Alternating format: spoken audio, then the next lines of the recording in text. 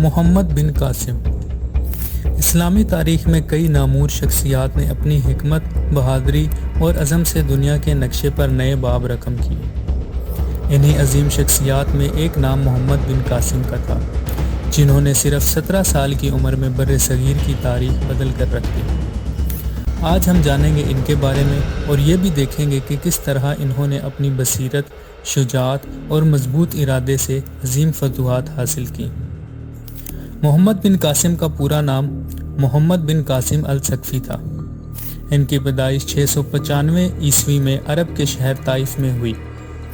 ان کا تعلق قریش کے ایک معزز اور جنگجو قبیلے سے تھا۔ محمد بن قاسم بچپن سے ہی غیر معمولی ذہانت اور بہادری کے حامل تھے۔ ان کی تربیت ایک جنگجو کے طور پر کی گئی۔ ان کے چچا حجاج بن یوسف، جو کہ اموی خلافت کے ایک ممتاز سپہ سالار تھے اور گورنر تھے، انہوں نے ان کی فوجی تربیت میں اہم کردار ادا کیا۔ محمد بن قاسم نے نہ صرف جنگی مہارتوں میں مہارت حاصل کی، بلکہ اسلامی اصولوں اور حکمت عملی کا بھی گہرا مطالعہ کیا۔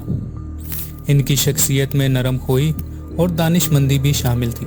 18ویں صدی عیسوی میں سندھ کے سرزمین پر راجہ داہر کی حکومت تھی، جو بدھ مت اور ہندوؤں کے تہذیبوں کا گہوارہ تھی۔ لیکن اس وقت کے حالات بہت نازک تھے۔ بحری قزاقوں نے عرب تجارتی جہازوں کو لوٹا اور اس میں موجود مسلمانوں اور عورتوں کو قید کر لیا۔ یہ واقعہ اموی خلافت کے حکمران ولید بن عبد المالک تک پہنچا، جس پر انہوں نے سندھ پر حملہ کرنے کا فیصلہ کیا۔ حجاج بن یوسف، جو اس وقت عراق کا گورنر تھا، اس نے اپنے بھتیجے محمد بن قاسم کو سندھ فتح کرنے کا حکم دیا اور اس کے لیے ایک مضبوط فوج تیار کی گئی۔ محمد بن قاسم نے 1712 عیسوی میں اپنی فوج کے ساتھ سندھ کی جانب پیش قدمی کی۔ ان کی قیادت میں ایک مضبوط اور منظم فوج تھی۔ انہوں نے ملتان، دیبل اور نیرون کو فتح کیا اور ان شہروں کو اسلامی حکومت کے تحت لے آئے۔ محمد بن قاسم نے نہ صرف فوجی برتری کا مظاہرہ کیا، بلکہ انہوں نے عوام کے دلوں کو بھی اپنے انصاف پسند حکمرانی سے جیتا۔ دیبل کے قلعے کو فتح کرنا ایک بڑا معرکہ تھا، جو سندھ کی مہم میں ایک کلیدی موڑ ثابت ہوا۔ محمد بن قاسم نے سندھ کے لوگوں کے ساتھ انصاف کا سلوک کیا اور انہیں مکمل مذہبی آزادی دی۔ ان کے اس عمل نے مقامی لوگوں کو اسلامی حکومت کے تحت زندگی گزارنے پر آمادہ کیا۔ سندھ کو فتح کرنے کے بعد محمد بن قاسم نے یہاں کے نظام کو اسلامی قوانین کے مطابق ڈھال دیا۔ انہوں نے ایک عدالتی نظام قائم کیا، عوام کو انصاف فراہم کیا اور مقامی لوگوں کے ساتھ بہتر سلوک کیا۔ ان کی حکمرانی میں سندھ نے ترقی کی اور یہاں کی معیشت نے بھی فروغ پایا۔ محمد بن قاسم نے مقامی ثقافت کا احترام کیا اور ہندوؤں اور بدھ مت کے ماننے والوں کو ان کی مذہبی مقامات کی حفاظت کی ضمانت دی۔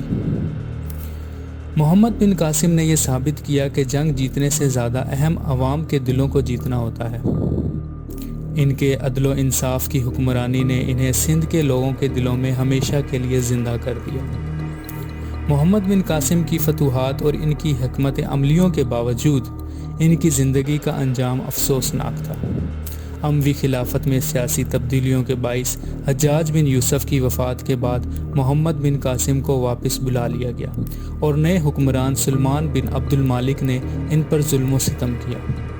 انہیں جھوٹے الزامات کے تحت گرفتار کیا گیا اور اذیت ناک حالات میں ان کی موت واقع ہوئی۔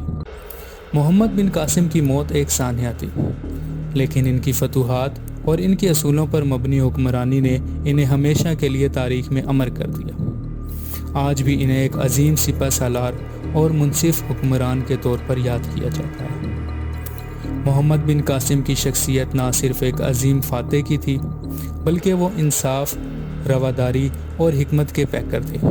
ان کی فتوحات نے بر صغیر کی تاریخ کو ایک نیا رخ دیا اور ان کے اصول آج بھی ہمارے لیے مشعل راہ ہیں۔